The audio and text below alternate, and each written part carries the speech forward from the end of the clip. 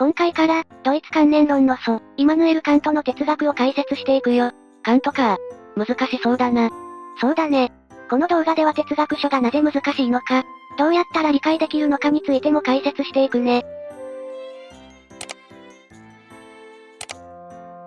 この動画の対象者はこんな人だよ。まず、カント哲学について、基本を理解したい人。この動画シリーズでは、カント哲学を基礎からしっかりと解説していくので、時間がないけど、カントについて知りたいという人にはおすすめだよ。動画を見ていて、ここがわかりづらいという人はコメントでの質問も大歓迎だよ。そして、大学受験で高校倫理を学んでいる人。カントの思想は、高校倫理でも難しいテーマの一つだと思うから、しっかり解説していくね。このシリーズでは、受験に必要な範囲も超えて解説していくけど、いずれ受験に必要な範囲だけに絞った動画も作っていく予定だよ。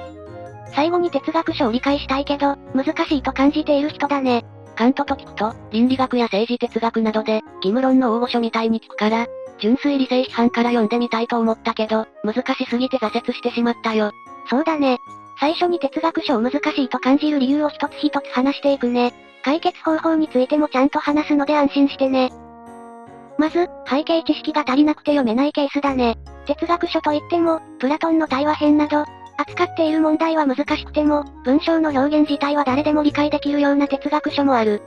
その一方で、カントやシェリング、フヒーテ、ヘーゲルなどのドイツ観念論は特に難解で、使われている用語に馴染みがない場合もあるかな。カントに絞って言うと、カントの本の中では、デカルトに代表される大陸合理論哲学や、フランシス・ベーコン、デビッド・ヒュームなどのイギリス経験論哲学で使われていた用語、それ以前の中世哲学で使われていた用語が登場するので、そういった知識がないと理解しづらい場合があるね。次に、扱っている問題が身近に感じられないので、何が書いてあるか理解できない場合だね。例えば、純粋理性批判が扱う第一アンチノミーはこんな感じ。これは次回からの動画でしっかり解説するから、今は雰囲気だけ感じてもらえばいいよ。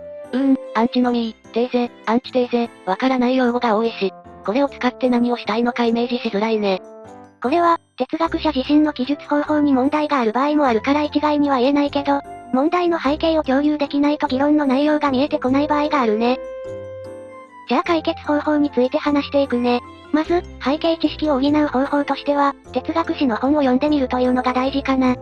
一冊読むのに、他の本も読まないといけないのか。大変だな。そんな人には、すでにこのチャンネルでは哲学史についての動画も上げているので、概要欄から見てみてね。あと、哲学史本はたくさんあるので、自分に合った本を選ぶのが一番だけど、ここでは、初心者、高校生におすすめの本を2冊紹介するね。まずは、斉藤哲也先生の試験に出る哲学センター試験で西洋思想に入門する NHK 出版新書。この本はその名の通り、センター試験の問題を取り上げながら、古代哲学から現代哲学までの主要な内容を理解できる本だよ。高校生はもちろん、哲学を初めて学ぶという人にもおすすめできる本だよ。新書版でコンパクトなのがいいね。そして、もう一冊。講談社学術文庫から出ている今道智信先生の西洋哲学史。この本は、実際の講義を元にしているので、話口調で、しっかりと西洋哲学史について理解できておすすめだよ。特に、哲学を理解するときに必要な哲学用語についてもしっかりと解説してくれているので、コンパクトだけどとても良い本だよ。次に、読みたい哲学者について書かれた入門書を読むこと。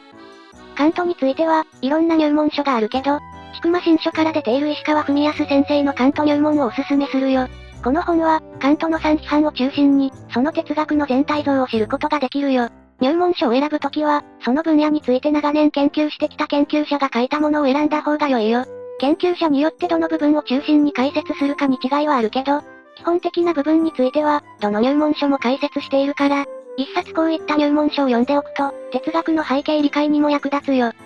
次に、哲学者自身が書いた入門的な著作を読むことをお勧めするよ。カントの場合、その認識論について知りたい人は、純粋理性批判の内容を一般の人にわかるように、要約、解説したプロレゴメナという本がある。そして、カントの道徳哲学や実践理性批判については、人倫の形事上学の基礎づけという本がある。プロレゴメナ人倫の形事上学の基礎づけは、中高クラシックスから一冊にまとめたものが出ているから読みやすいね。これらの本を読んでから、3批判を読み進めていくというのが特におすすめかな。これらの本も難しくて大変という人には、永遠平和のために、啓蒙についてなどのカント作品もおすすめだよ。これらは文章自体も短いから、挑戦しやすいと思うよ。Amazon の Kindle 版だと、無料で読めるからこれもいいね。実際、ウプ主も高校時代に、純粋理性批判を読み始めてあまり理解が進まなかったので、啓蒙についてから読み始めて、人倫の形事上学の基礎付けを読んで、三批判をちゃんと読めたのは大学の哲学科に入ってからだよ。そして、実際にカントの哲学書を読むときに、手元に置いておきたいものとして、専門辞典の活用をおすすめするよ。カントの場合、日本語で書かれたものだと、公文堂から出ているカント辞典がおすすめだよ。専門辞典は、その哲学者の用語について、詳しい解説だったり、その用語の使われ方の変遷なんかも解説されているから、とても役立つよ。今回は、カント哲学について紹介したけど、この方法は他の哲学者が書いた難解な哲学書を、理解したい時にも役立つ方法だと思うよ。ただ、哲学に触れる動機はいろいろあるから、その人が哲学を通して何を学びたいかによって、何を読むか、どこまで勉強するかは変わってくると思う。たまに、多読を売りにして、哲学書を理解するには聖書から、西洋古典すべてを読みこなす必要があるみたいなことを言う人もいるけど、そんな必要はないと思うし、その人自身も表紙に書いているような表面的な内容にしか、触れていなかったから、本当に読んでいるか怪しかった。そういう知識マウントの被害に遭う人を減らしたいという意味もあって、今回は、ウプ主自身が読んで本当に役に立った本を紹介したけど、次回以降の動画では、カントを理解するのに必要な前提知識についても、ちゃんと説明するので、今回紹介したような文献を読んでなくても理解できるようにしていくよ。このチャンネルでは、哲学をまず楽しむこと、哲学を通して自分の人生や物事の捉え方を鍛えていくこと、そういう部分を大事にしていきたいと思っているよ。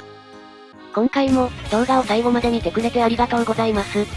この動画へのご意見や、今後扱ってほしい話題なども、ぜひコメントお願いします。このチャンネルでは、今後も思考実験や、哲学や心理学、学習関連の動画を上げていく予定です。高評価チャンネル登録もぜひよろしくお願いします。それでは、皆さん、お元気で。またねー。